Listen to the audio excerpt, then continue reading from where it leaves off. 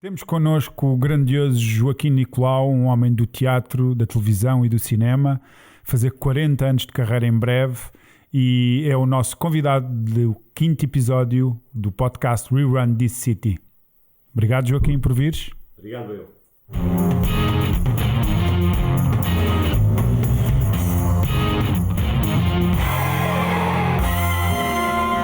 Olha, diz-me lá, quem é o Joaquim Nicolau?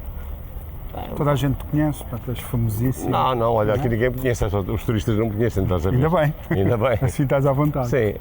Sou um homem como qualquer outro homem, sou um português, tenho 60 anos e gosto de estar em Lisboa, por exemplo, que é uma cidade que não sendo a minha, visto que eu sou de Castelo Branco, do concelho de Castelo Branco, eu gosto muito desta cidade, gosto mesmo muito desta cidade. Gostas de Lisboa? Gosto, eu vivi aqui perto. A uma altura da minha vida que vivi aqui em baixo, sim, por baixo do Mirador, sim. Estás a ver ali, e vinha muito aqui à Graça porque o meu filho mais velho ainda andou na Voz do Operário. Ok.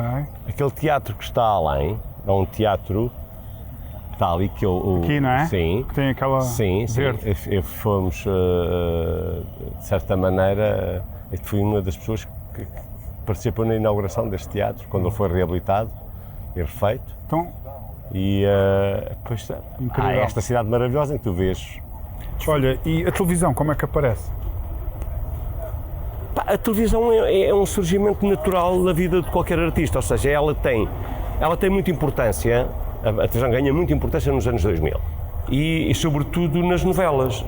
E quando me convidaram para ir dirigir, eu já fazia televisão como ator, eu já tinha feito participações, tudo isso, mas como sabiam que eu gostava de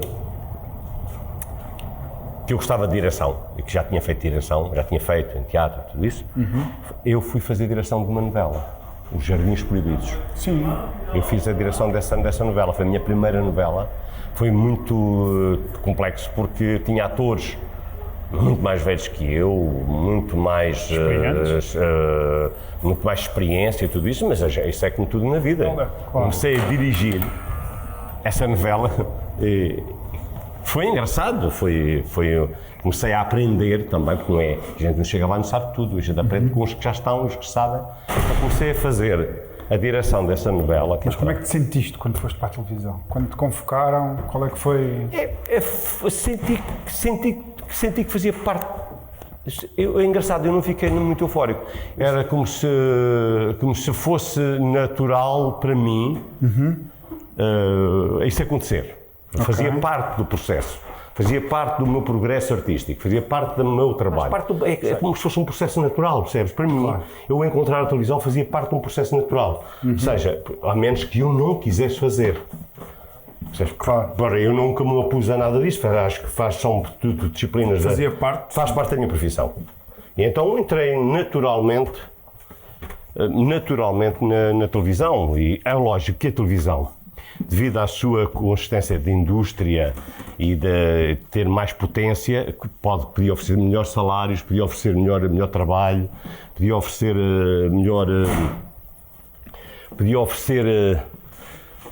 melhores condições, sobretudo monetárias. E então, claro que sim, eu já tinha família e achei que deveria manter-me um tempo, preservar o meu lugar, já que tinha lá chegado, tinha conseguido. Boa. Eu senti que tinha atingido um posto. Quando chegaste à televisão? Quando cheguei à direção. Okay. Quando cheguei à direção, porque como ator eu poderia ir tentando, percebes? Como ator eu poderia ir fazendo castings para isto, para aquilo. Aliás, eu fazia para publicidade, pagava bem. E na altura, a publicidade, eu ganhava talvez num dia de trabalho aquilo que muita gente não ganha num mês, ou mais. Mas, e claro que isso não era para mim, em termos de gestão de carreira artística, isso não era o objetivo. Fazia porque era escolhido e porque me pagavam bem e eu fazia. Mas, na verdade, a televisão ligada à ficção estava dentro dos meus objetivos, dos meus parâmetros, então eu disse, ok, já que aqui cheguei, vou fazer os possíveis para manter este meu lugar, para me manter neste pódio, vá lá. Podia andar depois assim, mas não queria sair dele, então mantive-me. A seguir isto dirigi outra novela importante, foi muito importante na ficção portuguesa, foi Os Olhos d'Água. Olhos d'Água. Os Olhos d'Água foram muito importantes porque consolidaram, os Jardins Proibidos retiraram as audiências, ganharam as audiências às telenovelas brasileiras. Foi a primeira vez que isso aconteceu com um trabalho deste género, que trabalho de novela, a um trabalho de ficção brasileiro, que eram muito importantes. As novelas brasileiras dominavam, eram muito bem feitas, tinham muito dinheiro, muita potência, mas os Jardins Proibidos conseguiram isso nas audiências. Depois, Os Olhos d'Água consolidaram isso a nível de grandes audiências, ou seja, eu lembro-me que Os Olhos d'Água tiveram assim audiências para a altura que hoje já não se têm, não é? Porque hoje a migração para as plataformas abriu toda uma panóplia, não é? Estávamos na novela, não é? Sim. Os Olhos d'Água, por exemplo, tinha que fazer a direção de atores, não é? Com a Sofia Alves, teve muito importante, muita força. A história era pungente, foi das melhores histórias que o José Martins escreveu com a equipe dele. O que é que acontece? Acontece que, por exemplo, eu entrei também como ator nessa novela, além da direção de atores, foi que havia uma personagem que tinha sido escrita por um rapaz que tinha feito um programa, tinha ganho este programa, ou estava a ganhar este programa, uma coisa assim, e o canal já o queria pôr também, tirar mais partido da imagem dele, pronto, tudo isso, que hoje em dia é comum. Quem era? A personagem que eu fiz chamava-se Zé Maria. O Zé Maria era o indivíduo, o primeiro que ganhou o Big Brother. Big Brother, sim. Portanto, ele iria participar na novela. Então, os autores escreveram para ele um plot em que ele iria entrar para contrastar com a Sofia Alves, tal. Só que, nessa altura, também começou uma coisa incrível, que foi as participações. Os atores começaram a ter participações, os artistas, os conhecidos, a participações na noite, na Móvida, por exemplo, a gente assim dizendo, iam às discotecas e tal, e ora, isso é apelativo, isso é tentador, ainda por cima pagavam-nos, ou porque trabalhar ficção dá trabalho, não é? É mais fácil fazer isso. Então o rapaz optou ou o agente do rapaz, sei lá quem o aconselhou, acho que por visto aconselharam no mal, porque a coisa não correu lá muito bem. Fui sabendo de histórias depois por aí afora, e tenho pena que não tenha corrido melhor, em que o rapaz foi explorado até ao tutano e ele julgava que não estava a ser, claro que é sempre assim. E o rapaz foi fazer a sua vida na Móvida e no show business de outra maneira, e não entrou como ator. Então eles, à pressa, fazes tu o papel do Zé Maria, e esse papel teve bastante sucesso também, pronto, porque era muito interessante, o papel era interessante, mas tem esta história, eu conto, claro. Não tem nada de mal, pelo contrário, tem de bom, e eu fiz também esse papel. Depois continuei a fazer teatro também, juntamente, só que claro que a televisão, em termos de escala, para tu teres uma ideia, em termos de valores, é tipo, o teatro não chega a 10% do valor de salário da televisão. 10, 20%. Tu conciliaste sempre os dois? Conciliei, sempre conciliar, se bem que a direção de atores obrigava-me a passar muito tempo na televisão, porque uma coisa é ser ator e ir lá 2 dias, 3 dias por semana, às vezes 4, mas depois ficas uma semana sem ir, a direção de atores está lá sempre. Claro. Também tenho depois liberdade, porque pedia para fazer certas coisas, sim. Há quantos anos estás na televisão, Joaquim? Uns 30 por aí. 30. Então, quer dizer, fiz este trabalho, consegui fazer, juntar, depois comecei a fazer outras coisas também, é normal, fui fazendo cinema, escrevia para teatro. Agora, tudo se resume, depois deste tempo todo, a coisa está muito parecida, né? Estou a fazer a direção de atores do Festa é Festa, por acaso vou entrar também como ator, e entro como ator no Festa é Festa, já não queria entrar mais, mas os autores pregaram uma partida de tornar a pôr a minha personagem lá gostaram daquele tique que eu faço, aquela coisa, e depois tenho uma peça de teatro para 2024, começa em maio, que é a Noite de Reis, ensinada por Ricardo Neves no Teatro da Trindade. E tenho uma peça de teatro que estou a acabá-la agora, que também participo e produzo, mas é uma peça mais pequena em termos de produção e mais pequena em termos de tudo. Ela é entretendo o Sr. Sloane, uma peça num texto inglês dos anos 60, muito particular, mas é uma coisa que a gente estou a fazer com os amigos para a gente manter viva a chama, e depois vou começar agora também um trabalho de assessoria na direção ao realizador Lionel Vieira, que vai fazer dois filmes sobre o Sr. Rui Nabeiro, que é uma personalidade para a TV, não é? Sim, que eu conheci bastante bem, porque eram os dois confrades de honra de uma confraria, que era a confraria dos nabos. Eu era porque era nabo mesmo, ele era porque era nabeiro. Portanto, depois eu tive a oportunidade de falar com ele, de o conhecer. Era uma pessoa afável, simpática, conhecia a esposa dele. Um ícone, não é? E nem eu sabia que depois, tantos anos depois, eu iria participar num trabalho de ficção sobre a sua vida. É um trabalho muito interessante, são 2 episódios fortíssimos, vai dar um filme também. É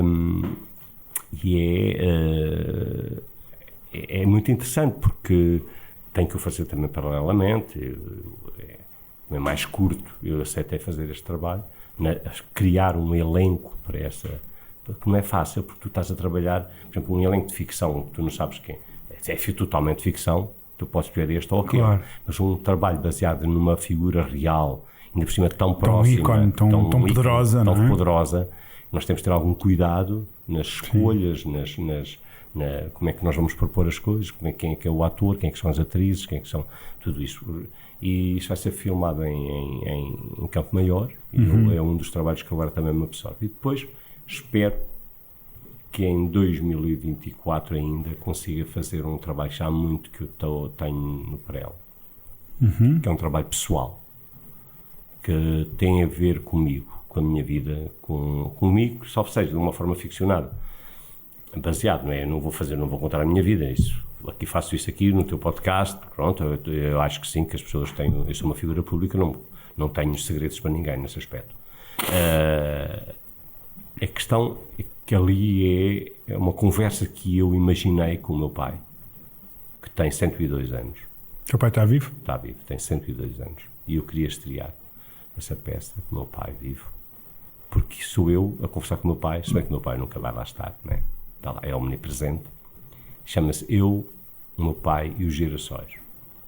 Isto tem a ver muito o porquê dos girassóis. Os girassóis são a flor nacional da Ucrânia. Para quem não sabe, por isso é que a bandeira é amarela e azul. É o azul do céu e o amarelo dos campos. O trigo, a colza, os girassóis, tem campos enormes, então é por isso. E tem a ver que eu li um livro quando era miúdo, que a minha mãe em 1972 ganhou 7.000 escudos num prémio em livros. Isso em 72 era equivalente hoje a 70.000 euros. E começaram a chegar livros à nossa casa aos montes, em caixas. Em barda. Em barda, eu costumo dizer.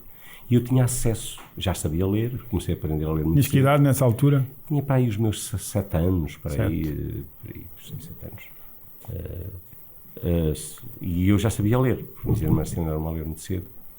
E não havia televisão, nós víamos televisão no café.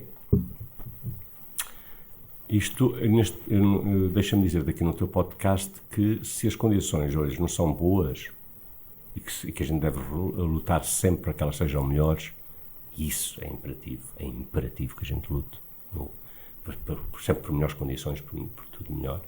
Mas se as condições hoje não são boas, deveriam imaginar o que era antes do 25 de Abril. Eu sou uma pessoa que me deito bastante cedo, sempre, porque acordo muito cedo. Desde miúdo, que eu acordo extremamente cedo, eu acordo sempre quase à mesma hora, mas muito cedo mesmo. Então meia-noite é ali uma marca importante para mim de passagem para em que a noite se começa a transformar em dia. Percebes? Há um período de noite para mim, do escurecer, é algo de bem-vindo, é um acalmar, não é? Do dia, tu tens o dia E se tu fores a ver, inventaram os relógios, inventaram os despertadores, inventaram isto tudo, agora os telemóveis por todo o lado têm isto tudo, mas na verdade tu deves te reger pelo que te diz o dia. E o dia, ele amanhece, quando ele amanhece, amanhece cedo. Tu, por exemplo, tens alturas que amanhece às 5 da manhã, depois amanhece às 6, e tu, esse é um acordar, essa luz que aparece, que entra dentro de nós, essa luz importante que nos acompanha durante X horas, durante a nossa vida, depois há um acalmar, que tu entras, infelizmente, nós com as nossas vidas mais modernas, com trânsito, com falta de tempo, perdemos muito tempo até chegar a casa, por exemplo, ou até recolher. Eu tive isso diferente durante muito tempo na minha infância por causa do campo. Nós vivíamos no campo, minha mãe tinha uma quinta. Quando chegava, acordava-se bastante cedo, não é? Começava-se a trabalhar, sobretudo na Beira Baixa, onde faz muito calor, por exemplo, no verão, depois a gente parava a esta hora já estávamos parados, por exemplo, à hora do almoço, que era para repousar até umas 6 horas da tarde. Mas quando vinha aquelas horas frescas da noite, nós aproveitávamos até à hora de jantar, depois ficava-se aqui aquele tempo e depois era o ir descansar, porque depois começava-se a fazer dia. Claro. A partir da meia-noite começas a fazer dia. E para quem fala mal do 25 de Abril, que se aproximam 50 anos das comemorações do 25 de Abril, que é uma data tão importante na história de Portugal, e para quem tem saudade daqueles tempos bolorentos, cinzentos, escuros, de névoa, de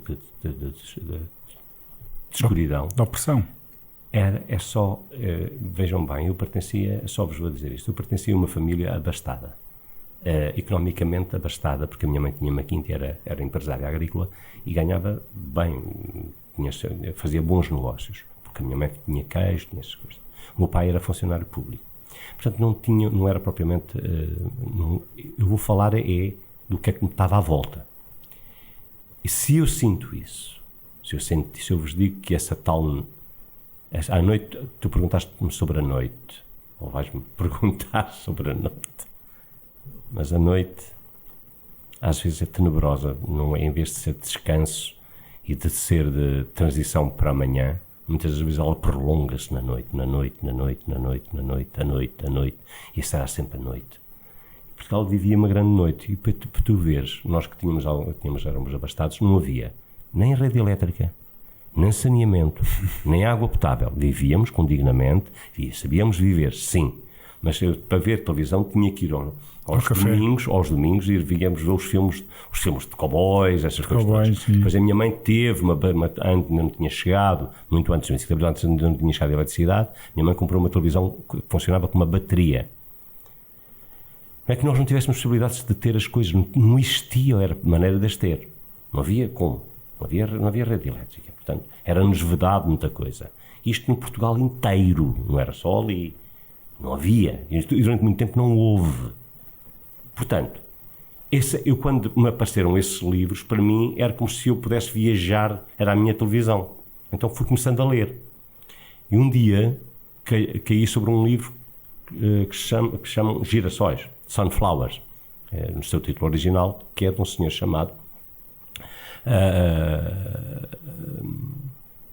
agora tenho uma branca, não importa, o célebre caçador de nazis, e eu leio esse livro e fiquei horrorizado. Não deveria ter lido esse livro com aquela idade. Simon Wiesenthal, o autor. E era sobre, certamente autobiográfico. Ele depois tornou-se uma pessoa muito importante, porque ele foi responsável por apanharem determinados criminosos nazis importantes, que escaparam. E ele passa-se aonde, essa história? Passa-se na zona de Lviv, no oblast de Lviv, que na altura nem sequer era ucraniano, nem sequer pertencia ao Império Russo, pertencia à Polónia. E eles eram de origem judeu e eles foram todos para o campo de concentração e foram todos aprisionados, não é? E essa história é muito terrível. E eu, ao ler essa história, fiquei, além de me ter ficado horrorizado, depois fiquei obcecado sobre o tema. E comecei, e tenho lido ao longo da minha vida muito sobre o tema do Holocausto e a tragédia que se abateu com a Segunda Guerra Mundial sobre todos nós. Inclusive a Portugal, apesar de não ter entrado na guerra, sofreu na mesma. Toda a gente sofreu. E esse trabalho que eu vou fazer tem muito a ver com isso. Tem a ver com uma conversa com o meu pai, muito agradável, porque eu quero mostrar a felicidade e a infelicidade, as duas máscaras do teatro. Porque eu tive uma infância feliz. Podemos não ter lá eletricidade, mas era a minha infância feliz. Nós tínhamos o rio, tínhamos meus primos, tínhamos liberdade, tínhamos alimentação, sorríamos imenso. O dia era feito era feito de grande luz, e a noite, quando vinha, não era para nós uma noite tenebrosa, como era para certas pessoas naquela altura. Então, essa felicidade eu tinha devido à minha família e sobretudo um senhor velhinho que eu gostava muito, que era o tio Lourenço, que eu acompanhava, eu tinha uma vaca, um cão, e eu adorava que o meu pai me deixasse ir para o pé dele para segurar na vaca, e andava com ele pelos campos. E a história parte daí, de eu ter algo muito feliz com o meu pai, nessa conversa, e depois vou para o livro. Há ali uma transição. Vamos ficar todos ansiosos. É uma transição artística e eu parto para isso. Portanto, esse é o meu trabalho de fundo, a partir de 2024, com o qual eu me vou manter durante bastante tempo, porque é um trabalho que me persegue há muitos anos. Um trabalho, quer dizer, uma ideia, e eu quero que agora fazê-la durante também bastante tempo. Vamos ficar todos ansiosos à espera que em 2024 vamos ver. Tu lances isso cá para fora, que deves ter muito para partilhar. Sim, sobretudo partilhar uma parte dessa peça, partilhar, e vou partilhar através de mim, através lá está, a ficção também serve para isso, claro. Para nós criarmos fórmulas de contar aos outros, sobretudo contar tragédias, partilhar histórias que essas pessoas viveram. Claro. Que é bom que a gente as recorde, porque nós julgamos que nunca volta, está a voltar. Neste momento há uma guerra, claro. Que nós estamos aqui no nosso cantinho e achamos que não, mas ela está a atingir toda a gente. E ela está, neste momento, a matar gente. Há várias.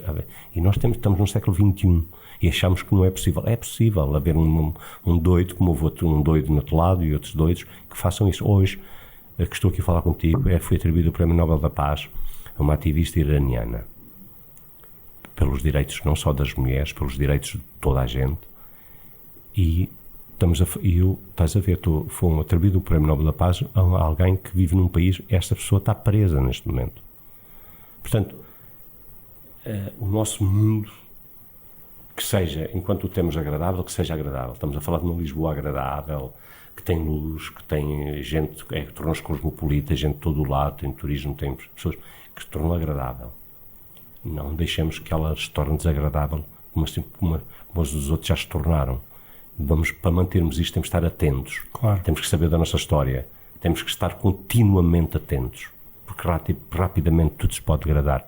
É uma certa placidez da própria cidade. Ela é um rebuliço, tem sempre muita gente, mas é um lado plácido. Estás a ver, olha aqui, estamos aqui no Mirador, está tudo tranquilo, está boa temperatura. Lisboa tem, assim, o resto do país, como a maior parte do país, tem uma temperatura magnífica, convida ao lazer, convida a estar cá fora. Gostaria era que Lisboa e as outras cidades do nosso país cada vez mais tivessem mais condições, cada vez mais reabilitassem um espaço urbano, para que houvesse mais oportunidades para as pessoas viverem nas cidades, em condições. Tu nos anos 90 tinhas uma Lisboa, em anos 2000, completamente devastada. Completamente devastada, era uma cidade... Uma cidade feia, não é? Feia, mas ela sempre foi bonita, era suja, degradada, as ruas todas estragadas. É verdade. Eu conheço Lisboa desde muito miúdo. Com que idade é que chegaste cá? Desde garoto venho para Lisboa, porque as minhas irmãs... 8 anos, 10? Menos, 5? Porque eu acompanhava as minhas irmãs. A minha mãe tinha uma casa cá. E as minhas irmãs, eu vinha com elas, vinha de miúdo. A casa era onde? Porque era aqui na pé da Praça do Chile. Ok. E a minha mãe, as minhas irmãs são mais velhas que eu, bastante mais velhas, sou um caçula mesmo. Quando eu nasci já tinha minha irmã com 18 anos. 20 anos de diferença. Pronto, ou seja, quando elas vieram para Lisboa estudar e trabalhar, eu de vez em quando vinha com elas para cá. E estava cá, porque claro que era uma maneira da minha mãe também, vá lá, no bom sentido, me despachar um pouco, para lhe dar uma certa liberdade, já que as minhas irmãs, sendo mulheres irmãs e tinham alguma apetência a tratarem bem de mim. Eras bem cuidado. Era bem cuidado. Então, depois onde acabei o liceu, vim para Lisboa. Vim para Lisboa para estudar, para fazer a faculdade, para entrar em agronomia. Agronomia era o que querias seguir? Sim. Bem, para o teatro? Sim, é uma diferença, mas eu já gostava muito de teatro. Eu já fazia muito teatro. Porque na minha cabeça já fazia imenso teatro, mas também já fazia algum teatro e já conhecia teatro. E isso é uma coisa que eu julgava que não era profissão, pronto, que tinha que ter um curso. Teatro era uma coisa que quem andava a aprender, por exemplo, um instrumento de música sem querer ser músico. Até que realmente tomou conta de mim, porque eu, aqui em Lisboa... Tu começas no teatro? Começo no teatro. Começo o teatro e é engraçado, não começo no teatro e nem começo no teatro aqui. Lembras-te da tua primeira peça? Não foi aqui, foi em Almada, ali daquele lado, onde estava um grande senhor do teatro, Joaquim Benito, José Martins. O Teatro Campo Limpo estava em Almada. Então, de certa maneira, eu tinha ali um poiso, porque eles começaram a dar uns cursos lá, a arranjar maneira de a gente participar, a fazer trabalhos de teatro. Claro. Até que um dia eu desisti da agronomia e ganhei uma bolsa de estudos para ir para a França. Okay. Fui para Paris estudar um ano, acabei por ficar lá 5. Ficaste 5 anos em Paris? Fiquei. Mas no teatro? Ligado ao teatro, sempre a fazer coisas, sempre fiz de tudo. Quando tu falas em teatro, o que é que tu sentes? O que é que tu visualizas dentro de ti? A minha essência, porque o teatro, eu descobri que o teatro era realmente a minha vocação. Porque... Olha, falando em felicidade, o que é que tens a dizer sobre a Meia Preta? A Meia Preta foi um grupo do qual eu fui fundador. Eu, o Filipe Crawford, a Marta Trena, a sexóloga que hoje é muito conhecida como a sexóloga Marta Trena, o Eurico Lopes, a Teresa Faria, e o André Gago, meu querido André Gago, que é meu compadre.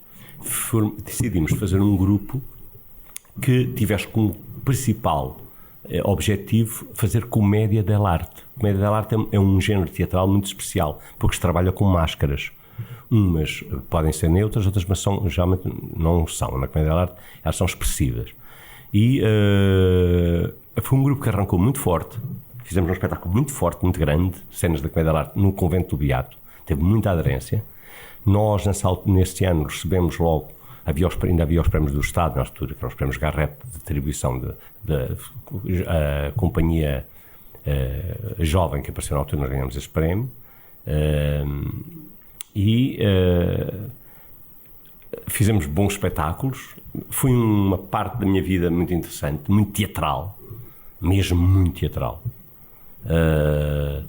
porque é um género teatral também muito específico, muito forte. As máscaras existem, os personagens elas existem através dessas máscaras. O velho é daquela maneira, o apaixonado é o único que não tem máscaras, mas os apaixonados estão muito maquiados, não têm máscara de couro ou outra, mas têm a maquilhagem. Há o usurário, que é o pantaleão, que é uma espécie de usurário e tal, coisa, um avarento. Há o doutore, né, que é um de muita prosa, que é um demagogo. Há o capitano, há o pulcinello, há o arlequino. Há um conjunto, há os anis, há um conjunto vasto de personagens muito apetecíveis e que a nós, a quem que executamos, nos puxa um lado de criança nisso, a um lado do teatrinho. Estás a ver? Porque nós temos uma máscara na cara. Não somos só... nós todos criamos uma máscara quando estamos a fazer uma personagem. Tudo bem. Mas estão as feições do Helder, do Joaquim Nicolau, a fazer alguém. Tudo bem. Vamos fazer sempre o nosso melhor. Mas ali não. Ali são mesmo as que são expressivas, têm aquelas expressões. Elas são tipo. E isso é muito engraçado. Porque um Puccinello é um Puccinello, um Arlequino é um Arlequino. Tem coisas magníficas e agradou-me imenso e foi uma época muito bonita também e parece que não, de certa maneira fica na história como foi a primeira companhia de comédia dell'arte. Já se tinha feito comédia dell'arte em Portugal, atenção, e bom, e já cá tinham vindo grandes artistas, inclusive italianos, que sempre se fez, mas o teatro italiano é muito antigo, tu sabes que bem. Claro. A palavra saltimbanco, né, já vem daí. saltar para o banco e fazer o espetáculo na rua. Mas foi a primeira companhia, o primeiro grupo de teatro vocacionado para fazer espetáculos de comédia dell'arte. Dell'arte, muito bem. Gostei bastante. Mas até se nota a maneira como tu falas, o teu brilho no olho, o teu sorriso. Tem a ver com a nossa juventude também, tem a ver com momentos em que a tua preocupação de vida e de artista é muito mais livre, muito mais disponível, sem dúvida, porque não estás tão condicionado com isto, que era uma época de liberdade total, nós estávamos à vontade. Olha, as rendas não eram assim tão caras e conseguimos pagar a renda da casa onde vivíamos, às vezes, 2 ou 3 ou 4 lá, e tudo se fazia. É uma época gira, que eu creio que todas as gerações têm, que é uma época de coabitar, de estar, de namorar, disto, daquilo. Era muito engraçado, porque há um lado de comuna nisto tudo, há um lado que nos une. O teatro unia-nos, mas depois não era só isso, era a nossa juventude, a nossa idade. O não ter ainda preocupações com família, quando digo família, família direta, filhos, não havia nada disso, nem prestações do carro para pagar. Quem tinha lá agora carro? Tínhamos uns carros velhos que apareciam e não nos preocupávamos muito. Claro. Era muito, muito, muito engraçado. Olha, Joaquim, tu tens quantos anos de carreira neste momento? Tenho... 40? Pai, eu vou fazer 40. 40? Sim, peraí. Quase. Estás quase nos 40 anos de carreira. Eu tenho 37, 38. 37, 38. Estamos aqui todos ansiosos para celebrar os 40 anos de carreira do Joaquim Nicolau. Esperemos que, se calhar, creio que vai acontecer com o tal espetáculo que eu te falei. Este espetáculo, espero eu, que ande comigo bastante tempo. Tirando depois de televisão e cinema, é o espetáculo que eu me vou dedicar, que eu espero me dedicar mais. Tua energia toda. E mais tempo, ter mais tempo para ele. Ele merece isso. Porque senão depois já não consigo fazê-lo. Claro. Estou no limite já para o fazer. Claro. Tenho andado a adiar. Vamos embora, estamos aqui a aguardar e por isso. Quero muito fazê-lo, porque não tem a ver só com quem fez o melhor, não. Tem a ver com nós, tem a ver com o ser humano. Porque é que nós claro. somos tão belos de uma maneira e tão brilhantes de uma maneira e de repente não somos nada e podemos ser até destrutivos, podemos ser a vida, e já tinha conversado isto contigo, a vida é interessantíssima, mas pode ser uma coisa, pode ser um pesadelo, não é? Pode se tornar um pesadelo. Para nós fugirmos desse pesadelo, a melhor coisa que há é sabermos construir, sobretudo construir redes emocionais entre amigos e entre sociedade, porque sozinho não vais lá. Sozinho tu vais entrar esse pesadelo toma conta de ti, porque se a gente criar, se tivermos essa rede, há sempre soluções, sempre alguém que te pegue na mão, há sempre alguém que te empurre. Quando eu digo empurra, deu um empurrãozinho, há sempre alguém que te diz atenção, calma, temos que criar isso. Aliás, Hélder, tu que estás no imobiliário, eu tenho pena que os governantes, que as pessoas responsáveis não criem uma rede solidária, mais do que andarem tão preocupados com as casas. Há muita informação que não passa. Se calhar, contratavam pessoas especializadas, que conhecem o meio, e que de repente sabem, olha, se calhar, se a gente construísse isto, sabia-se onde é que estava um apartamento a alugar mais facilmente, com uma melhor facilidade para os jovens. Porquê que não devemos pensar assim?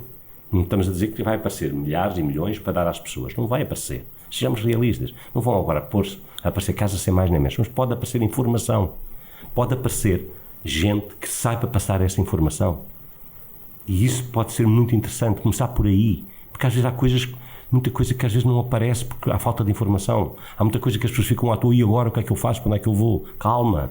Se calhar recorrente, entrando, passando, essa informação de ser cruzada, hoje em dia então, tem inteligência artificial, então serve para quê? Cruzamento de dados e dizer, não, afinal tens uma casa, alguém que pode alugar um quarto mais barato. É um direito que está na Constituição da República, o direito à habitação, não é? Sim, mas só lá está escrito. Só lá está escrito, percebes? Porque ela tem que funcionar como um negócio, é normal, senão tudo parada. Mas tenho a certeza, se houvesse mais partilha de informação, haveria mais possibilidades abertas, havia mais informação, havendo informação é bem melhor. E isso é importante para os jovens, sobretudo. Isso eu acho que ainda não está a ser feito. Não, infelizmente não está e as pessoas de direito não têm acesso a ter voz e participação nas oportunidades que existem, porque o nosso mercado ainda tem muito terreno, baldio, próximo de Lisboa e dentro de Lisboa. E uma das formas que o Estado deveria equacionar é o facto de dar habitação às pessoas que têm de facto mais necessidades, e isso já acabou há muitos anos, não é? Ou seja, o tempo dos meus pais eram entregues habitações sociais, não é? Com custos controlados. Sim. E isso terminou. A única forma que o Estado tem de resolver isto é colocar imóveis no mercado. Sim. Ok? Sim. Agora, o Estado também não pode fazer aquilo que tem feito, que é o arrendamento coercivo, não é? Que é tomar conta do património do contribuinte e fazer do contribuinte o Estado, não é? As obrigações do Estado ele tem que cumprir, não é? Só que ainda não vai ser este pacote mais habitação, mas isto vai ficar para outro podcast certamente. Sim, mas tu há pouco confidenciavas-me que havia quantos compradores em média para cada comprador neste momento, para cada imóvel existem 9 compradores. Portanto, está tudo dito. Enquanto não houver oferta suficiente. Oferta vai ser difícil. E é como tu dizes, andou-se estes anos todos a dormir. Não criaram, por exemplo, habitações, porque os estudantes não haver habitações para estudantes, quando podem ser feitas, a gente sabe, podem ser feitas de outra maneira, muito mais económicas, muito mais rentáveis em termos de espaço e tudo isso, e eles terem acesso a terem um quarto de estudante, os campos universitários terem isso. Não, andou-se tudo a adiar. E é vergonhoso que um jovem que esteja em Castelo Branco como eu, que tive a sorte de ter cá uma casa, tinha cá as minhas irmãs, que agora, imagina que agora esse jovem queria vir para Lisboa estudar teatro. Como é que ele faz isso? Ele não tem o mesmo direito que os outros jovens de Lisboa ou do Porto? Tem. Mas agora, como é que ele vem para cá pagar por um quarto aquilo que não sequer tem dinheiro para comer? Não consegue. Esta semana uma reportagem em que os jovens até aos 30 anos, em 1980 e inícios de 90, tinham um património 50%. Hoje em dia perdeu-se 25%. Os jovens não conseguem adquirir uma propriedade. Mas isto não tem a ver só com o facto daquilo que as pessoas ganham ou dos preços altos. Isto tem a ver com um conjunto de burocracias que o nosso país tem. Ou seja, imagina, tu colocas um projeto à Câmara e tu, se for preciso, estás 3 anos à espera para construir um prédio. Eu sei. Eu passei por isso. A parte de legalização, eu construí uma casa, portanto, eu passei por isso. A parte burocrática é odionda. Quer dizer, para uma sociedade evoluída é completamente odionda. Sim. Ou seja, nós, na componente da habitação, não estamos a acompanhar a evolução do mundo. Estamos muito lá atrás ainda. Isso é em tudo, Helder. Na habitação é assim, porque é importantíssima a habitação, porque é tudo muito fundamental. Giro. Vamos falar aqui em teatro, teatro é muito giro, a cultura é muito... mas enquanto a barriga e o descanso não estiver garantido, o ser humano não está bem, nunca em lado nenhum. Não ter um sítio para repousar e não ter a barriga cheia, escusas de falar, seja do que for, não querem saber de nada. E isso é legítimo, porque nós tornamos-nos assim, somos seres humanos. A questão é, a cultura era igual, a cultura, fizeram-se teatros, recuperaram-se teatros, sim senhora, tantos houve recuperação, tudo isso, mas não deixam de ser barrigas de aluguer. Porquê? Porque repara, o que era bonito era tu ires a Castelo Branco, ou tu ires a Covilhã, ou tu ires a qualquer outro sítio, e chegares lá e dizeres assim: eu venho aqui fazer a minha peça e vocês, a vossa companhia, também há de ir a outro sítio fazer a vossa peça. É que o problema é que eles não há identidade própria. Por exemplo, haver uma lei orgânica que diga: há uma companhia de teatro que pode habitar neste espaço e que tem que ser pago por uma parte do Estado, uma parte da autarquia, uma parte dos contribuintes. Ela existir, tem uma lei orgânica, até para os senhores da limpeza de existir essa lei orgânica. A questão é que não. Faz os teatros e tal, depois vais à boa vontade de uma Câmara Municipal que te compra ou não o espetáculo, para tu ires lá e tal, depois faz um espetáculo hoje, outro amanhã, outro depois não sei o quê. Não há não há um ato contínuo de cultura, assim como não houve um ato contínuo da cultura habitacional. Como não houve esse ato contínuo de dizer assim, a população está a crescer, nós temos que estão a vir para o litoral mais, estão a sair das aldeias, nós temos que ter um ato contínuo de construção. Isso tem sido pensado antecipadamente. Vamos construir uma casa de um dia para o outro. Em frente à praia de Carcavelos existem hectares neste momento, que é a Quinta dos Inglesinhos, onde vai ser construído neste momento um empreendimento de imóveis de luxo, com centro comercial, com parte comercial, com um conjunto de outros serviços. e neste momento estão lá a viver cerca de uma dezena de pessoas dentro de tendas que não conseguem viver, não conseguem ter dinheiro para comprar mais casas. Ou seja, o Estado é um caçador de impostos, porque o imobiliário traz muito imposto ao nosso Estado, não é? Porque as pessoas pagam o IMT, pagam todos os anos o IMI, há o pagamento do imposto quando se fez a construção, há o pagamento de imposto do terreno, ou seja, toda a cadeia de distribuição, toda a cadeia de distribuição tu pagas impostos sobre impostos. Mas Helder, deixa-me dizer uma coisa, eu até achava por bem que o Estado tem certos imóveis que podem ser convertidos em imóveis de luxo e hotéis e tudo isso, e ter terrenos que possam, que isso desse dinheiro. Agora, se isso vai para aquele saco que ninguém sabe qual é, se isso trouxesse dinheiro, se assim, nós fizemos 200 milhões de euros imagina, estou a lançar aqui um número hipotético, 200 milhões de euros de lucro com isso, com essas vendas, e assim vamos usá-los para construir habitações sociais noutros sítios, mas vão ser construídas porque foi preciso o pessoal que tem dinheiro nos comprar isto para nós termos dinheiro. Ótimo, é um negócio, porque não? Vende-se aquele que quem quer paga o que tem a pagar justo por aquilo que tem um valor mais forte, e depois esse dinheiro é convertido para para dar habitações a pessoas que são carenciadas, para os estudantes, para tudo isso. Não, eu não vejo nada disso. Eu vejo que vai-se vendendo o património, não é? Do Estado, disto e daquilo, e depois vai tudo para um saco e não foi convertido naquilo que é. Não, nós vou vender o A, e o A vai-me dar a possibilidade de eu construir o B, o C e o D. Ótimo. Que haja quem... Claro. E há sempre gente para comprar mais caro, sem dúvida. E ainda bem. Então que esse dinheiro, que esse lucro sirva para construir outras coisas. Tu não vês isto. Tu vês instalações militares abandonadas. Eu fiquei estupefacto. Estive em Vila Franca de Xira. A Escola da Marinha, que é uma coisa descomunalmente grande, brutal, de Estado Novo, com construção que podia ser, tudo aquilo podia ser um campus ao pé da estação ao pé da estação dos comboios.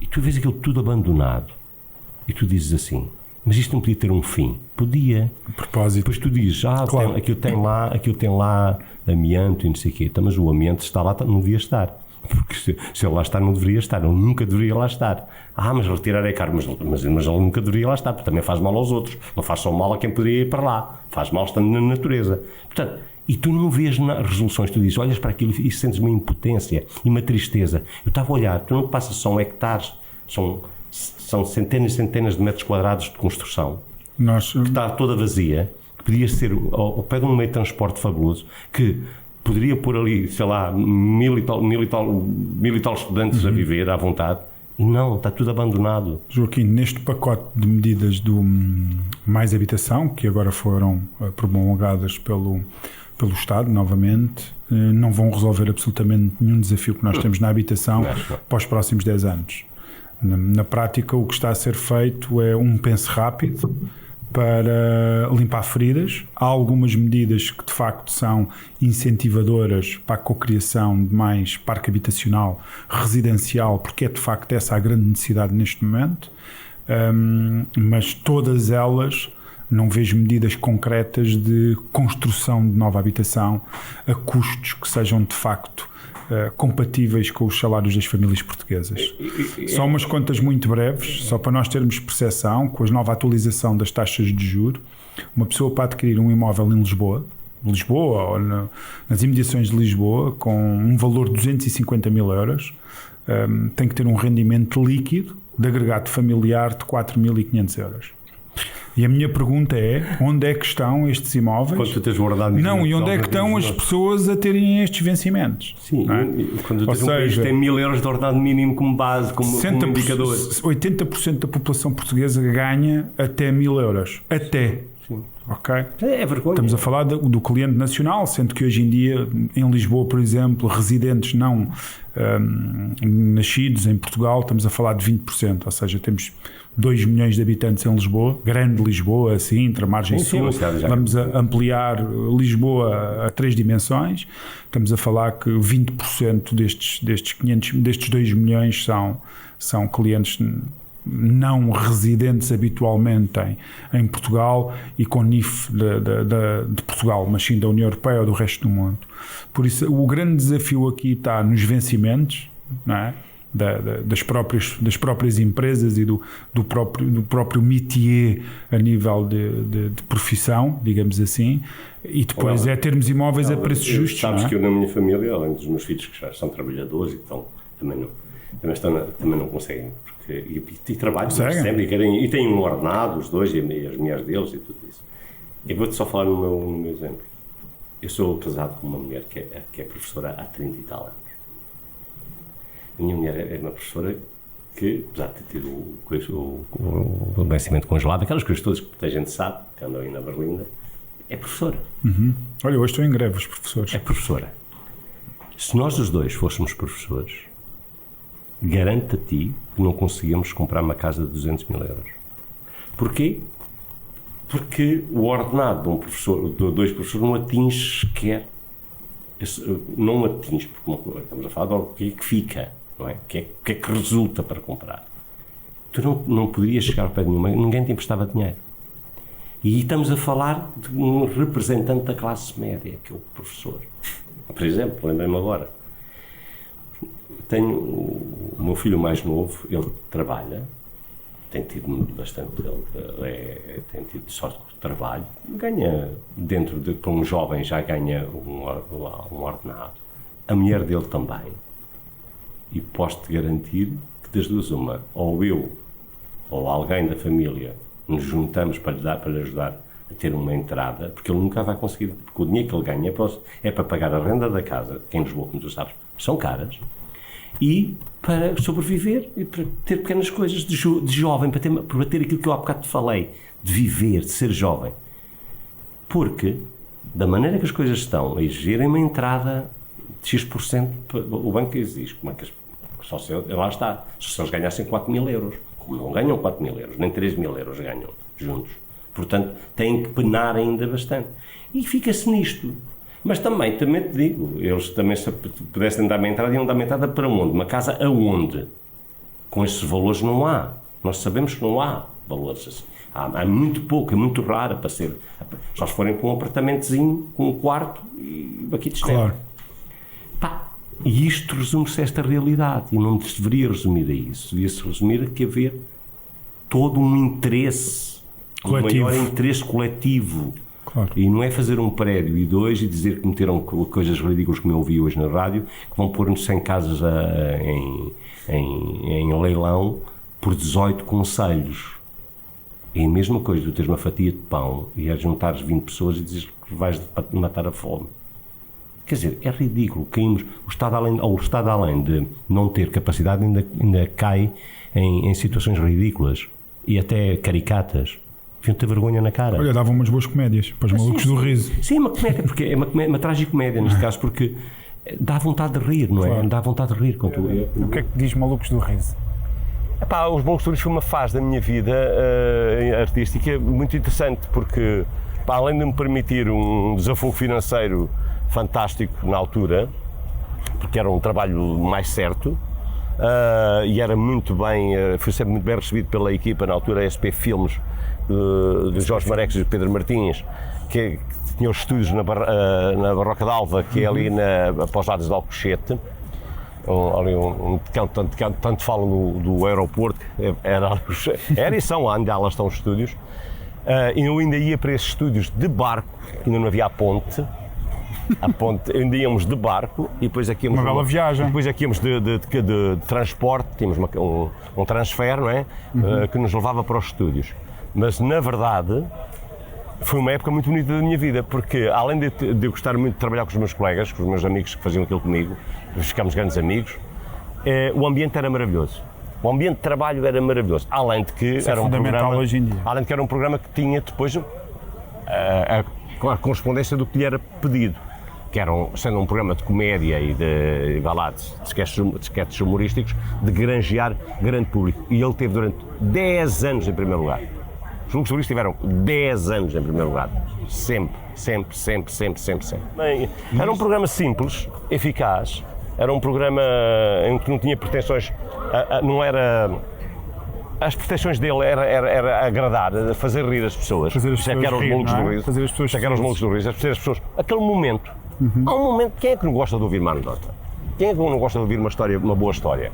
Ora, o que nós fazíamos era dramatizar estas pequenas histórias cómicas, dar-lhes corpo como humanos, não é? E dar-lhes um decor, dar-lhes um cenário, não é? Arranjar coisas. Era o que eles faziam isso muito bem. Se a cena era num café, era num café. Se a cena era no restaurante, era no restaurante. Se a cena era numa oficina, era numa oficina. Se era numa imobiliária, por exemplo, pode-se ter certeza que eles montavam uma imobiliária toda como deve ser, para fazer uns sketches, por exemplo. Olha, seria interessante, hoje tenho a certeza que hoje, se estivéssemos a fazer este programa, havia sketches sobre a questão imobiliária, claro, da crise ou não crise, das rendas caras, de tudo isso. Tenho a certeza absoluta, sketches desses. Arranjem maneira de que estamos num sistema de mercados, estamos num sistema capitalista, não um sistema centralizado, que incentivem os capitalistas e controlem-nos a investir. Não há outra forma, o Estado não vai fazer este trabalho. Quem vai fazer o trabalho são investidores que dizem, nós temos não sei quantos milhões para investir, mas e o Estado que controla isso. Porque se não fosse isso, nós também não tínhamos autoestradas, garantiu a ti. Se não fosse isso, podem dizer mal do capital, eu não sou nada, mas podem dizer o que quiserem. Se não fosse isso, não tínhamos tido isso. Se o capital não estivesse chegado à frente. Essa é a lei que escolhemos. Nós escolhemos uma economia de mercado e não uma economia centralizada.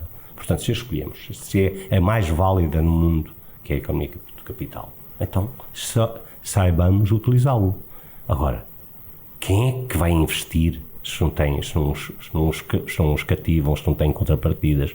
Onde é que estão esses empresários nacionais ou internacionais para investir bilhões, que é o que nós necessitamos, não é milhões, é bilhões em construção? Para quê? Para baixar os preços de mercado. Pronto, é só isso. Porque se aparecerem amanhã 1000 casas no mercado, o mercado começa, aqui em Lisboa, se aparecessem 1000 casas de repente, o mercado baixava logo. Logo, tu sabes disso. Baixava logo. Se aparecesse com outras ofertas. Como não há essas ofertas, o desgraçado que optaria por ir por uma casa mais barata, mas que lhe era acessível, ele tem que se tornar ainda mais desgraçado porque é obrigado até a fazer tudo para poder comprar aquela casa que não é acessível para ele, claro, que é a única que existe. Então vai se endividar até às orelhas, porque em vez de comprar uma casa de 200 mil, vai comprar uma casa de 300 mil ou 400 mil quando não pode comprar, claro, e arranja... Sabes, muitas das vezes o mediador é acusado de inflacionar o mercado. Inclusivamente, recentemente, numa manifestação da habitação, danificaram as instalações de um parceiro nosso, não é? Que está ligado à indústria imobiliária, e o mediador imobiliário não é responsável da inflação imobiliária. O mediador é mediador, não é? Para as pessoas perceberem de facto o nosso papel. O nosso papel é mediar, é preparar os imóveis para a comercialização. O mediador, se tiver coisas muito caras, até é mais difícil vender do que se tiver as coisas. O mediador não tem interesse em contribuir para a inflação. O mediador tem interesse em contribuir para o desenvolvimento da comunidade e da sociedade. Este deve ser o papel do mediador. O papel do mediador vai para além da venda ao caçador de comissões. Não é? O mediador imobiliário tem uma responsabilidade muito grande na sua comunidade local, não só pela geração de emprego, pela geração de empreendedorismo, também por ter muitos parceiros associados à nossa atividade. Nós temos as obras, temos a arquitetura, temos a componente jurídica, a componente de marketing, de promoção, de design, de tecnológica, inteligência artificial, ou seja, todo o nosso mundo, desde a parte académica, porque é uma área que tens que saber estar, tens que saber o saber e o saber fazer, não é? Por isso sim. Tem muito a ver com a parte académica.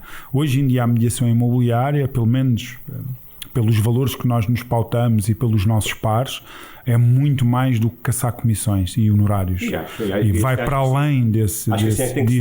Vai para além, e nós nesta rubrica de podcasts também temos consciencializado muito a nossa comunidade para a necessidade de habitação condigna, para a necessidade de políticas que estejam altamente orientadas para aquilo que é o bolso e as carteiras das pessoas, não prejudicando quem constrói ou quem promove, mas muito menos quem vai pagar a fatura final, que é o consumidor final, digamos assim. Ou seja, a nossa missão também vai para essa consciencialização da sociedade, em que necessitamos ter imóveis a preço preços que as pessoas de facto consigam pagá-los. Porque nós não vale a pena termos imóveis na nossa prateleira e ninguém consegue tocar neles. Sim, não é? acredito, não é? Ou seja, e hoje em dia temos ferramentas para proporcionar aos nossos clientes proprietários também, para eles perceberem de forma transparente e de forma confiável todo o nosso processo, porque hoje em dia nós fazemos consultoria, ok, Joaquim? Damos pura consultoria, damos informação e as pessoas é que decidem. E aquilo que muitas das vezes está na internet é virtual, não é a realidade. Sim. A nossa missão é mostrar a realidade às pessoas, não é? Ou seja, isto é o que se está a passar hoje, não é? Face a todos os indicadores, seja do Instituto Nacional de Estatísticas, seja do Confidencial Imobiliário, seja do Casafari, que são tudo parceiros que temos que nos dão informação relevante e pertinente e para as pessoas poderem tomar decisões em consciência. O que acontece é que as pessoas andaram a tomar decisões inconscientes durante muitos anos, por vários fatores. E agora é a altura dos bons profissionais também na nossa área fazerem, retribuírem, digamos assim, porque a população precisa de nós. É? Agora é que a população precisa de facto do mediador imobiliário, aquele mediador que vem trazer informação relevante, informação altamente transparente e altamente séria. Por isso o nosso papel também é este. Estamos muito identificados com muitas das coisas que tu transmitiste, não é? Identificados no sentido de que nós fazemos parte também desse lado da barricada em que quer ter imóveis a preços mais justos para as famílias, em que quer ter imóveis com melhores condições, com melhor conforto. Há uma das coisas que eu faço todos os dias quando acordo, é a primeira agradecer por estar vivo e a segunda é agradecer por ter um teto debaixo de mim e um colchão. É isso mesmo. Não é? Mas é que é isso. Eu acho que isso é fundamental hoje em dia. É fundamental. É aquilo que eu te dizia. Sem barriga cheia e algo para descansar, para te resguardares, não é? Bem, Joaquim, acho que está maravilhoso. Olha, fico muito grato por ter participado neste teu podcast, estarei sempre disponível. Acho bom que hajas, não é porque não só falarmos só de teatro ou de cinema, gostei muito de falar contigo, é lógico. Poderei participar, se quiser, de vez em quando posso vir cá dar só uma dica da minha lista, do que as pessoas podem ver, por exemplo, de teatro em Lisboa. Posso aconselhar que vão ao teatro, não só a Lisboa, mas a todo o lado, que estejam atentos às agendas culturais, que estão muito bem feitas. Já existe muita informação. Hoje em dia, com a net, não é difícil. Há peças lindíssimas. Acabei de ver uma brilhante, encenada pelo Diogo Infante, no Teatro da Trindade, que é O Sonho de uma Noite de Verão, que é uma coisa do outro mundo. E, além de outras que estão a acontecer, com esta, no Maria Matos, mas procurem. É uma forma também, lá está, a tal sociedade existe se nós todos estivermos uns com os outros. O teatro também serve para isso, para a gente estar ali, em comunhão um bocadinho, mesmo que esteja com o vizinho do lado, que não conhece lado nenhum, não importa, estamos a partilhar uma coisa. Qual é? O teatro, o desejo de ver teatro. Pronto. É como quando estamos em festa nos festivais de gastronomia, que são agradáveis. É porreiro. Vão, por favor, ao teatro, vão, por favor, a ver exposições, ajudem também a ajudar o artista. Não é a dar as migalhas, ajudar o artista é ver aquilo que ele faz. Isso é bom. E pronto, é isto. Fica uma bela recomendação para terminarmos este nosso maravilhoso podcast. Que é, as pessoas não têm que ser movidas a ir ao teatro, elas têm que ter o desejo de ir ao teatro, porque de facto é maravilhoso. Sem dúvida, Helder, sem dúvida, mas ainda eu tenho muito gosto de estar aqui neste podcast, porque tu estás ligado ao imobiliário, porque eu gostaria muito que o imobiliário mudasse. Porquê? Porque libertasse as pessoas. Por se libertar, aquilo que eu estava a dizer, que o indivíduo que se vai endividar vai o quê? Pensar em teatro? Vai pensar em gastar dinheiro ainda? Sair à noite? Não tem hipótese. Então, se isto tudo aliviar, é tão importante as casas a este nível. É mais importante que os carros, é mais importante que as férias, é muito mais importante que a casa que nos leva o nosso maior budget. Portanto, se tudo isso relaxar, se tudo isso vier com melhores condições, as pessoas estarão mais disponíveis, terão mais hipóteses financeiras, terão mais à vontade para sair, para não estarem a pensar sempre como é que vão pagar a coisa ao fim do mês. Claro. Muito obrigado. Eu é que agradeço. Foi um gosto, tá? Assim, muito obrigado por assistir. O nosso 5º episódio Rerun This City, e deixamos uma sugestão: partilhem com alguém que achem que é importante todo o conteúdo que foi partilhado convosco. Muito obrigado.